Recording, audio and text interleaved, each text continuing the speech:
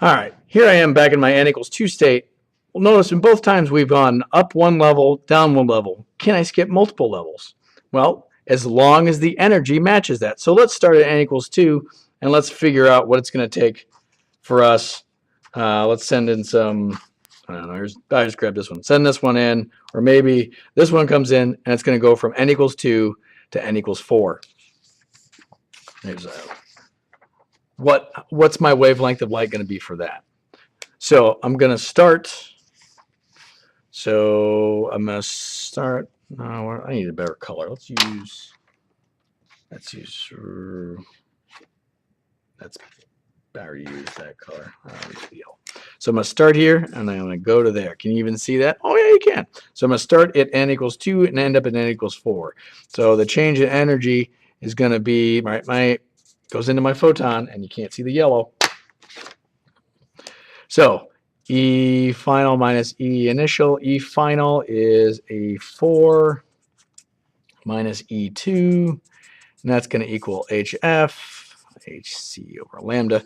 So E4 is negative 0.85 minus E2, which is negative 3.4.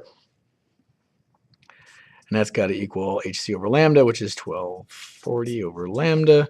All right. 3.4 minus 0.85 equals 2.55. 2.55 electron volts equals 1240 over lambda. So now lambda is going to equal 1240 divided by 2.55. And that's going to give you 483. That's the energy it requires to skip from here to n equals 4. That's the photon that's going to come in. That's pretty bluish. The blue is going to take me from there to there. All right. Now notice, it's not going to take me any farther. It's not going to ionize. It's not going to pop it off.